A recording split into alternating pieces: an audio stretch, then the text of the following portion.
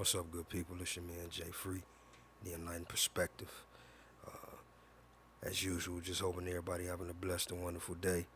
I'm just continuing to dig in, research, trying to spread this information, trying to share this knowledge, trying to awaken minds, and trying to also connect with like minds that we might overcome the system, the corruption that we are all caught up in and victim to.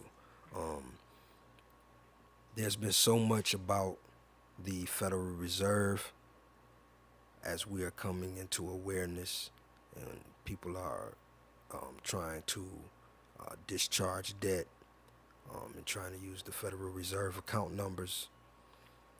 I wanted to make us aware during this time as well of what's really going on, the corruption behind the system, to understand the significance of how our Social Security number and birth certificate became a registered commodity to the Federal Reserve in the first place. So we're going to get into a little bit of information. Please dig in and bear with me. Listen through so that you can get the information. I'll be giving information that you'll be able to use to go back in and research.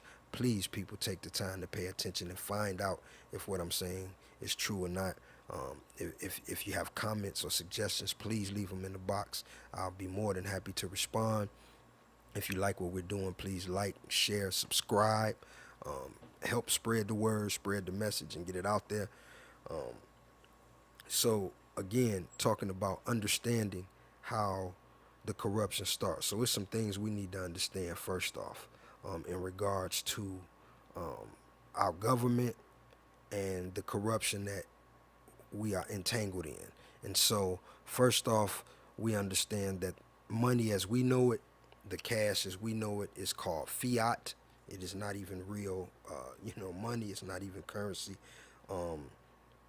We also understand that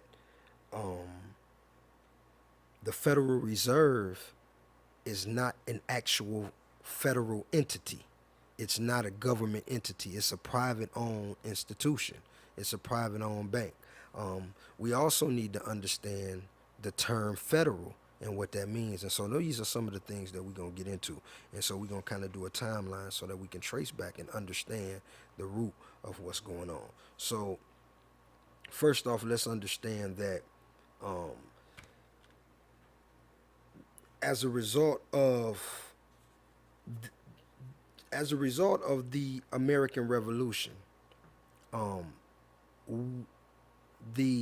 we owe money to the crown, to the crown of England, and so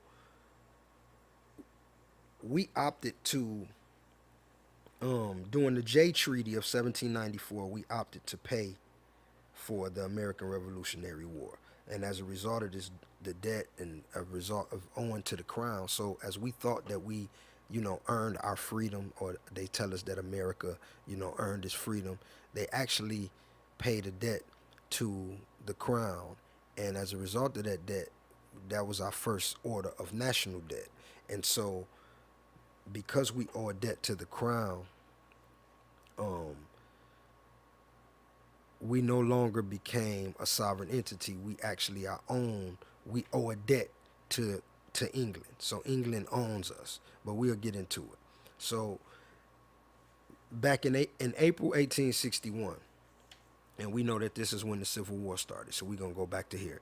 April 1861, the Southern states walked out of Congress, and this created what they call sine die, and that meant without day. So ultimately, the Southern states seceded from the Union. And so they seceded from the Union. Now pay attention to some details. We were told in regards to slavery, but it wasn't just about slavery. They seceded from the Union also because they had a states' right issues. They wanted, see, the original foundation of our country and our Constitution, the original Constitution in 1787, that's why it was called the United States, because each state was independent and sovereign, and they weren't under they weren't over a governing rule, and so each state was independent, and the colonies were separate but one.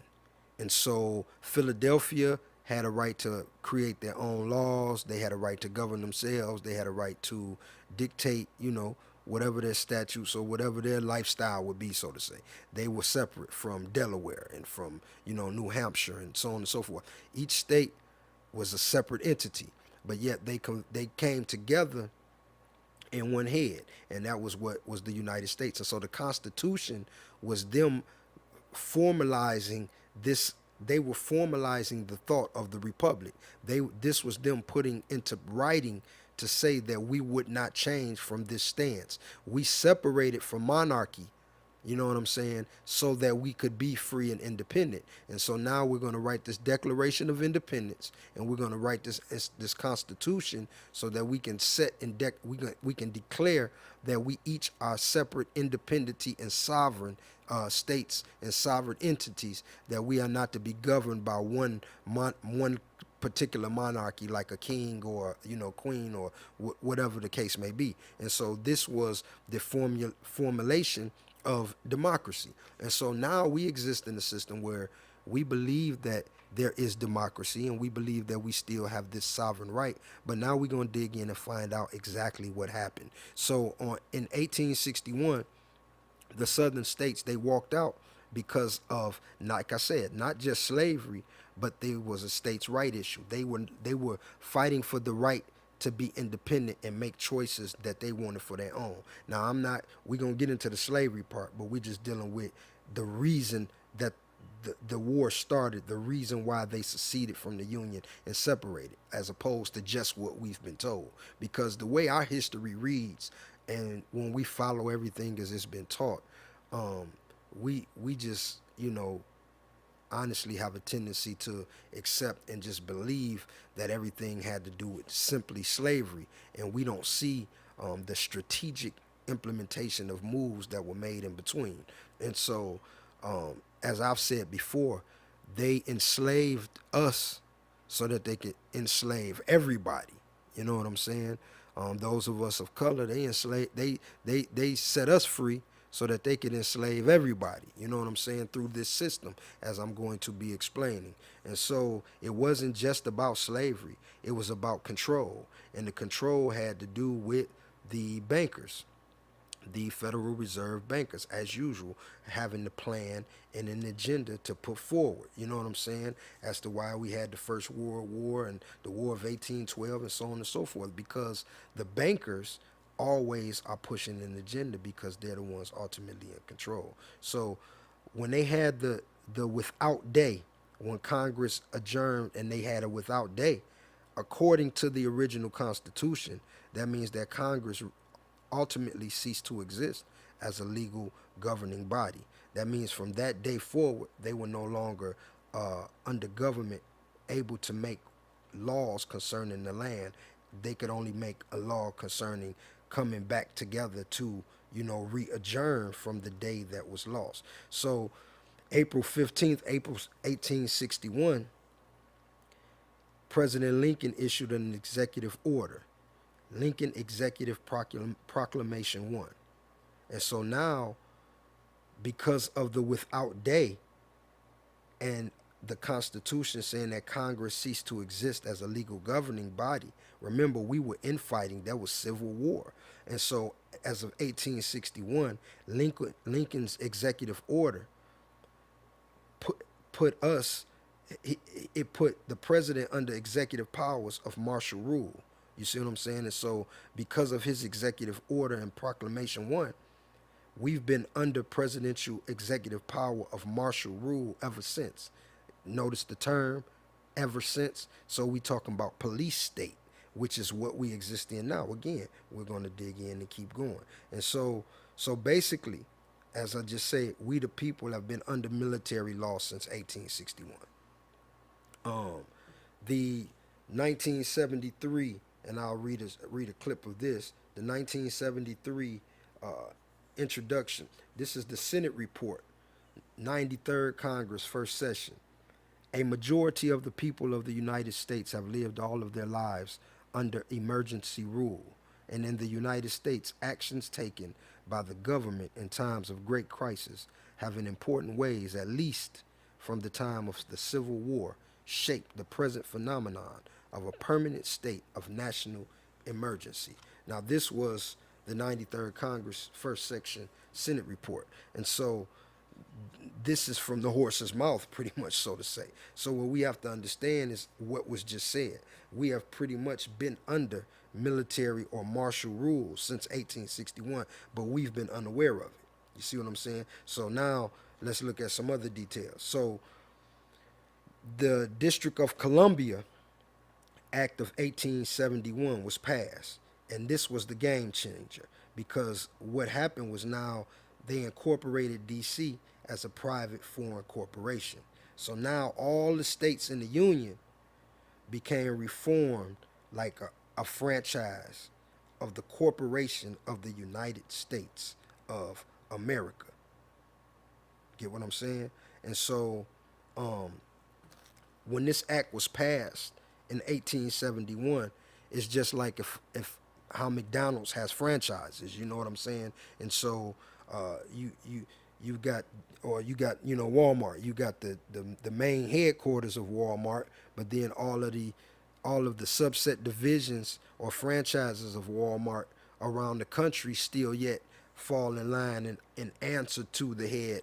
You know, the head can decide what needs to be shut down, what rules need to be changed, what expansions or extensions or improvements, or, you know, it's with hiring, firing, they pick who, you know, it's all controlled from one main source, although there's multiple subsets. So there's managers, you know, supervisors, you know what I'm saying, shift managers, branch managers, general managers, region. So there's all different positions and some of them have power and so on and so forth. But at the top, there is a board. And at the top of the board, they make the final say so for everyone around the country, even though there's employees and workers that they've never met, never seen at all, but yet they still operate because they are a corporation. This is how the United States is operating right now as we exist in it. We are a part of a corporation, and that's why it was important to understand our ties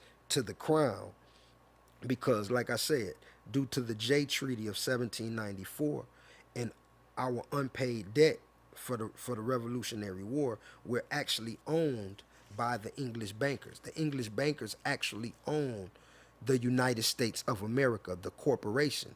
And see, we don't understand that because we don't realize, you know, certain things that are entered into the Constitution.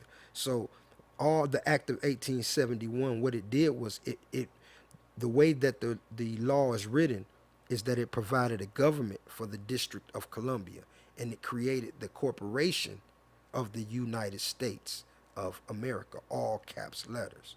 You see what I'm saying? And so just like I explained, now this jurisdiction extends only over the corporate entities that are created by the municipal corporation, and it only operates only in the District of Columbia and its possessions. So ultimately, that's dealing with the federal. So when we use the term federal, ultimately this is where they changed it. See, federal now governs the entire country, when really the origin of the Constitution was separate entities. So each state was separate. You understand what I mean? And so now we have a federal government, but really the federal government's jurisdiction is only a 10 square mile radius called the District of Columbia. And that is the corporation of the United States of America. You see what I'm saying? And we are, because we're unaware of this. And so what happened, this is how they snuck it in there. You see what I'm saying? They didn't change the titles or documents so as to not draw a red flag so that the people wouldn't begin to fully notice and pay attention. But instead, all they did was they just shifted the wording a little bit. And so they took the Constitution, and the original Constitution of 1787, the organic Constitution, as we would say, it says the Constitution for the United States of America. The word "for" being in lowercase and United States of America being only the U, the S, and the A being in capital letters, because that was organic, meaning United States of America. You get it? Independent, sovereign entities but yet coming together, united in the same cause together, and that would be, you see what I'm saying, the America. The new corporate version of the Constitution that we under now reads the Constitution of the United States, and it takes out the America as well as it's all caps.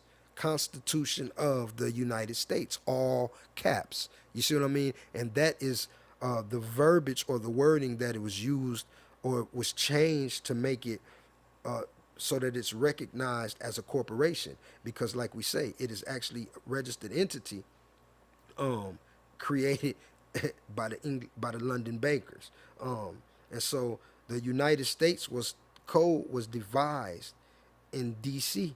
in the D.C. and it's only applicable in the district. So the laws that we fall under, so all the police brutality that we face, all of the taxation laws, all of the laws that go against your privacy, laws that govern you, things that you're forced to do sometimes that you don't choose to do, but because it's become a regular occurrence, we've just learned to accept certain things as just normal, and that's just what it is, and it's supposed to be. The police pull you over, for no reason, and frisk you and search your car. We just accept that, even though that's not even supposed to be a legal interaction. Like the police, the position of the police is not even really a legal position when we understand the Constitution, because under common law, we would be governed amongst ourselves. But because we're under maritime admiralty law, we're governed by this municipality, the federal government. And so this is what I'm saying, is that we are in cahoots.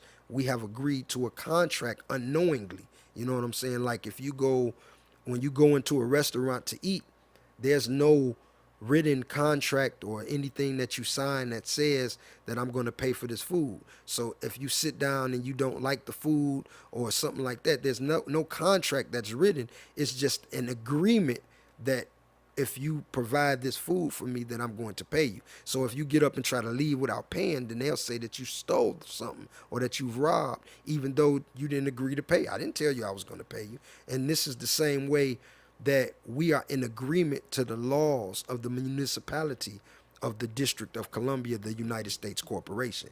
Because we unknowingly are aware of the things that are going on, we have just gotten duped into anyway. And so this is how the process of it goes into play. So after you know what I'm saying, we were the non-federal Federal Reserve Bank and the IRS established in 1913.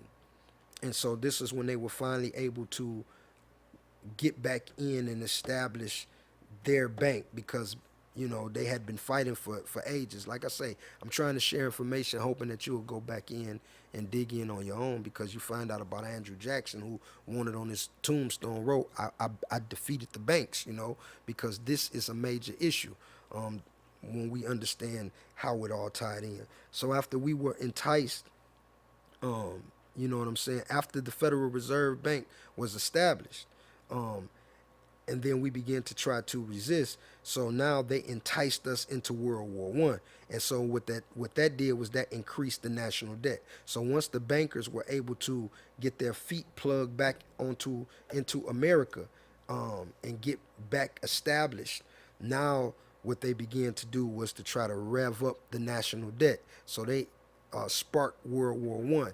And again, dig in, do your research yourself, and find out how we were enticed into the war, although we tried to avoid it. And also remember Albert Pike, who gave us the prophecy about the three world wars and what they would entail. You know what I'm saying? And what they would do. In fact, I'm going to share. Let me read a little bit. I've got some information here, so let me pull up, and we're going to read what Albert Pike had to say, because I always make comment of Albert Pike. So Albert Pike, an American general named Albert Pike, who had been enticed into the Illuminati by Giuseppe Mazzini. He completes his military blueprint for 3 world wars and various revolutions throughout the world, culminating into moving this great conspiracy of one world government into its final stage. The details are as follows. This is 1871. The First World War is to be fought for the purpose of destroying the Tsar in Russia, as promised by Nathan Mayer Rothschild in 1815. The Tsar is to be replaced with communism, which is to be used to attack religions, predominantly Christianity. The differences between the British and the German empires are to be used to foment this war. The Second World War is to be used to foment the controversy between fascism and political Zionism, with the oppression of Jews in Germany a linchpin in bringing hatred against the German people. This is designed to destroy fascism, which the Rothschilds created, and to increase the power of political Zionism. Now, I'm gonna stop right there on the first two because understand now, this was 1871. You have to pay attention to the details. He released this in 1871, and he said what the First World War would entail. And I do believe that it happened the way that he spoke it in this page, as well as the Second World War. Now, the Second World War, first off, the First World War was 1917 when we were enticed into it. So that's roughly from 1871, that's roughly what, 30, 40, like 46 years or 47 years or something. My math is off right now, but it's over 45 years later. And so how did he know what would happen 45 years later? To a T. And we're talking about world war. We're not talking about, some Nostradamus, he predicted it would be an airplane. We're talking about, he said that it would be a world war, a world conflict, and that this would be the cause of the world conflict, and this would be the results of it, because we would push, the war would be intended to cause this result. And how could it have happened the way that he intended it to happen? As well as 1917, which was how many years before 1935, I think it was, when the Second World War actually broke out, or 33, one of those, when Hitler, but the German Polish. But when, again, how could he have known from 1871 to 1930s what would take place, you know what I'm saying, 60 plus years ahead of time, unless he knew what he was talking about, because he had an intricate plan that was put in play and what they were describing. Now, understand, this same year, 1871, is what I'm talking about now. This is the Act of 1871, in which the District of Columbia was made the corporation of the United States of America. So do you see the correlation in what's going on around us, and how we can even tie in the time frame of the events that have occurred? So we can't just continue to go around talking about, oh, it's conspiracy theory. No, we have to wake up, people. See, we can't just look at, I want my Federal Reserve, I want my Social Security number so I can, charge my debt. We have to understand how and why the Social Security number was created. Why was the 1935 Social Security Act passed in the first place? What was it that was intended? What was the purpose? Because, like I say, as we continue to dig in and tie and bring pieces together, we can see the plot and plan that has been going on in secrecy within the government for ages. And this, again, I'll continue to say, I'm making the video, but this is what got JFK and multiple others murdered, assassinated, as a result of this very single ideal that I'm talking about now. I'm somebody that nobody knows. I'm a nobody, and it can get me killed just because as the people wake up, we regain power and take away power from the structure that has us all in the position that we're in. That's why we're sharing this information, trying to get people to, wake up and pay attention and notice the things that are going on right in our face for the details. Don't just be caught up in the system trying to get money, but understand what and why things are going on the way they're going on. So again, like I say, the Act of 1871, The District of Columbia is established as a corporation for the United States.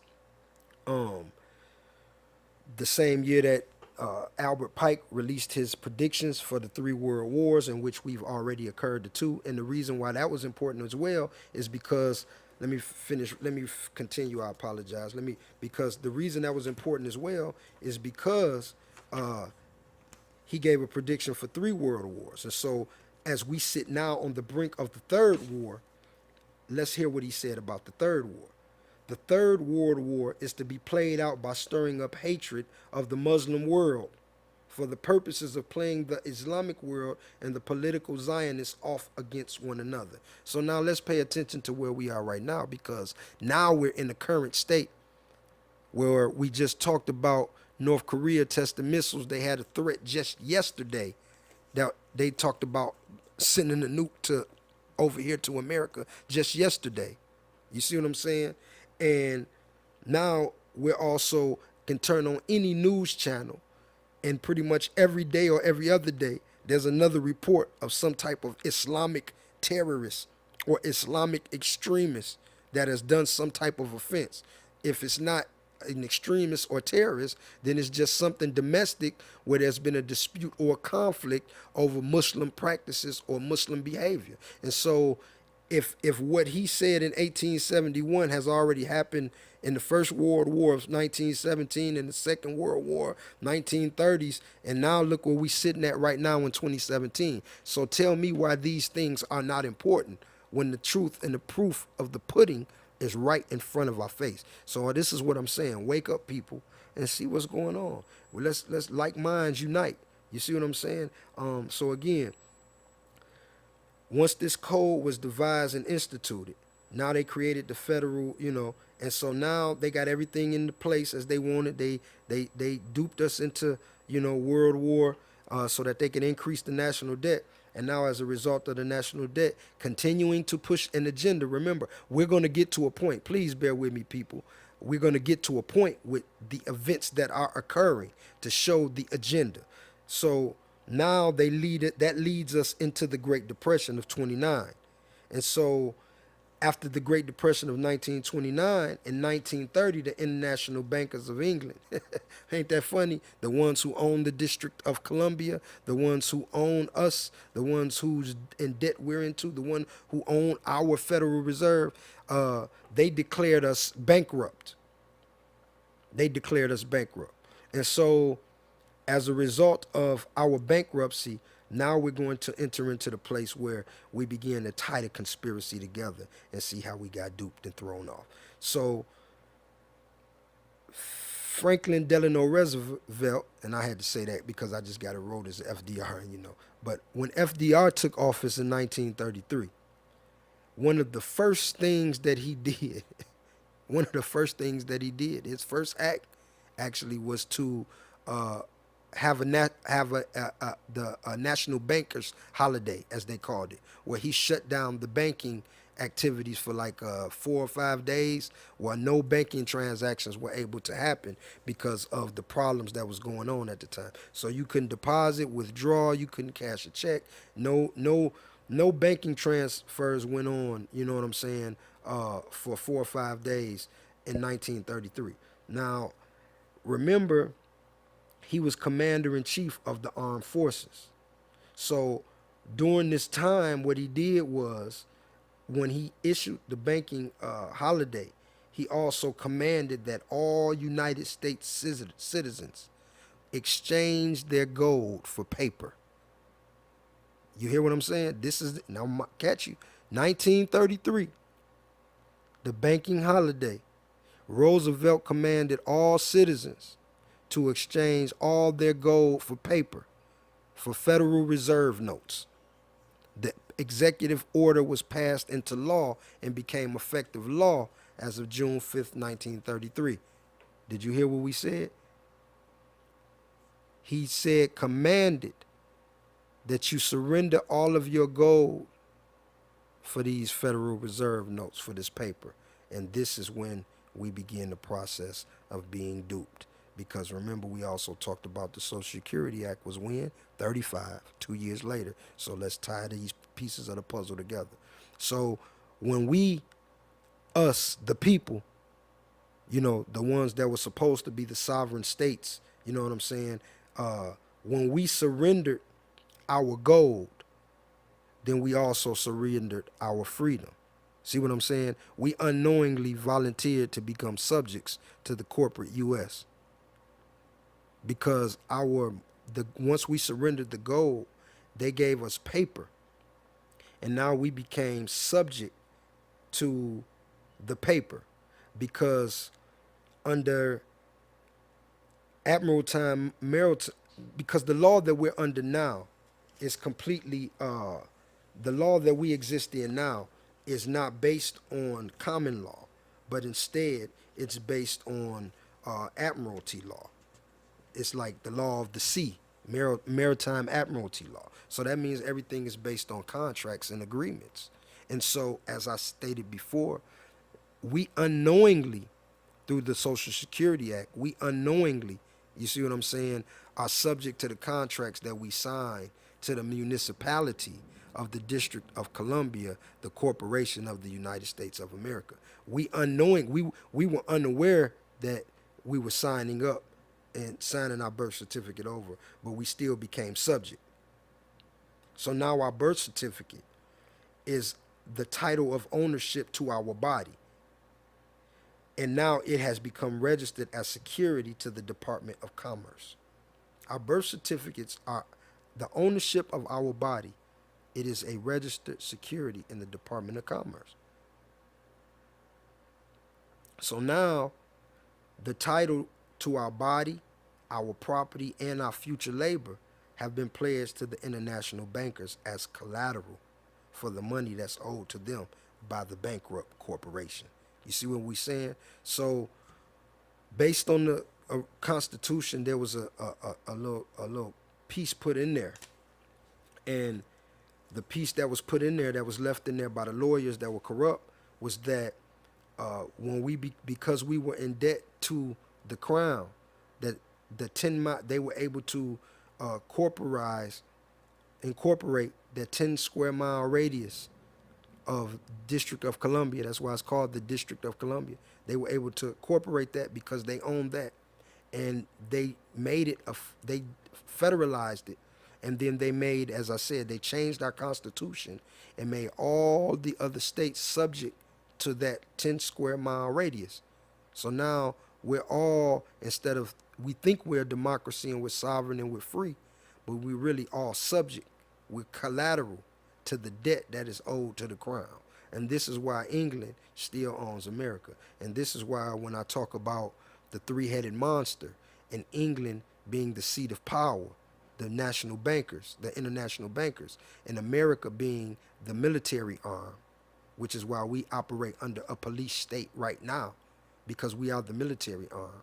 And then Rome being the religious aristocracy to the three-headed monster. And this is how they operate in the process of inflicting the one world government. This is what Albert Pike was talking about when he talked about the three world wars, because he understood the persuasion of the mind, and he operates understanding psychology. That's why we have to have an elevated perspective, because this is how they operate, understanding the functions and processes of the mind. So he understands how to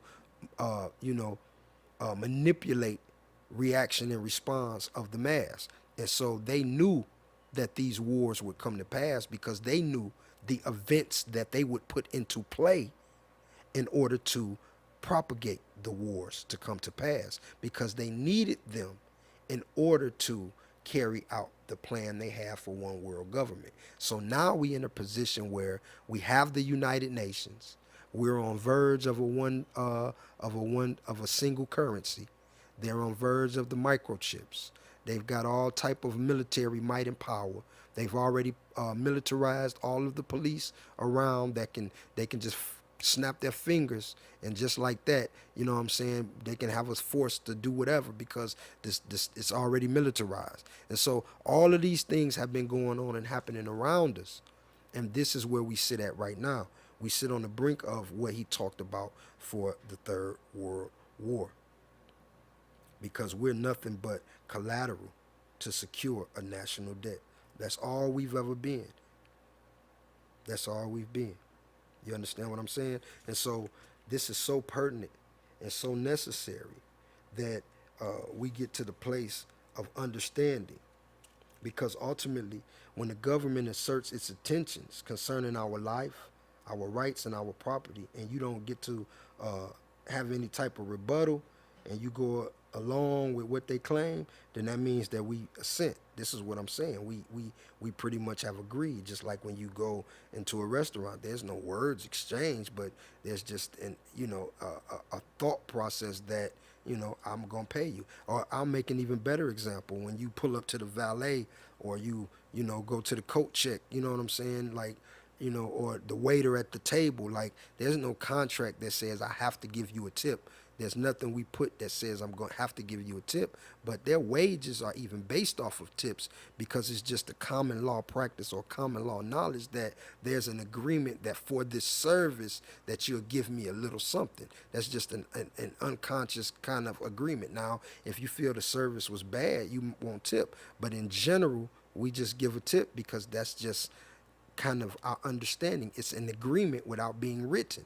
And if you don't, then you're considered, out of line, or you done something wrong. It's even in some restaurants, gratuity is even added into the charge for the meal. A lot of restaurants, they'll put the gratuity charge in with the meal. You know what I'm saying? Aside from whether or not you leave a personal tip on the table or not. And so this is what I'm saying. It's an agreement, but there's no contract. And this is where we exist at now. They've created the system in which they formulated, you know what I'm saying? Like I said, they changed the Constitution and they instituted this Maritime Admiralty Law, which is the law of the seas. And so now, because we're under this Maritime Admiralty Law, what ends up happening is we agree to contracts that we have no idea or concept that they even exist. You see what I'm saying? We had no idea this stuff exists. And now we're learning about it, and we saying, yeah, I can go get my social security number and I can go discharge my debt, but pay attention to the fine line details. Why was this account created to my social security number and my birth certificate? What's really going on? And once we dig in and find that out, that's where the truth comes, because now we begin the process of wanting to reclaim our identity, reclaim our sovereignty, so that we can be sovereign, free, independent citizens and not slaves to the system. Because ultimately, what this is this is our mark of slavery without being aware of it. When we were in physical slavery, there was some form of freedom and enjoyment, even in the midst of. You know what I'm saying? And what I mean by that is, this is where babies were born. We still would have, a few parties here and there and here. But, we worked all day and we had 3 hots in the cot and then whatever other little luxuries we had. When slavery was ended and we were set free, or so we thought that we were set free.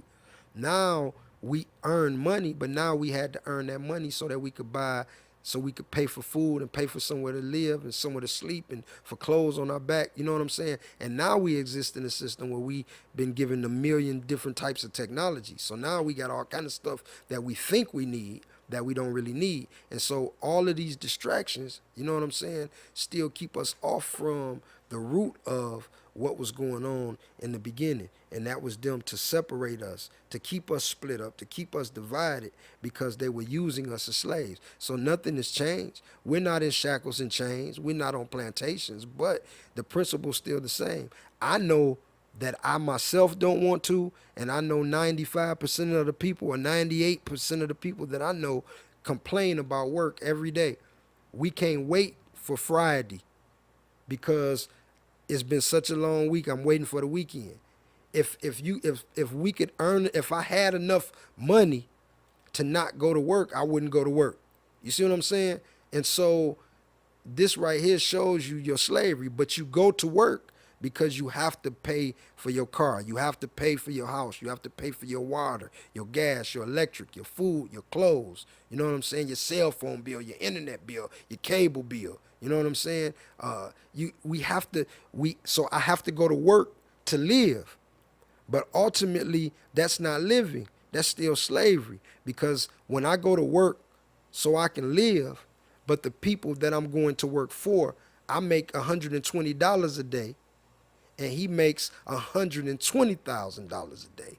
You know what I'm saying? And so, and he already at the golf course while I'm working, and he making 120 grand a day, and I'm making $120 a day. So the it doesn't even out. You see what I mean? And this is how we still are trapped. Not only do I not make enough except to pay my bills, and I get a little bit of leisure in between here and there, but the money that I make is going right back into the master's hand, because the master still owns the gas company, the water company, the electric company. You see what I'm saying? Yeah, the brother around the corner think he jamming, he got his own business, he own him a little barbershop. I'm just pointing out an example. Yeah, you own your business, you got your barbershop, but you still paying taxes.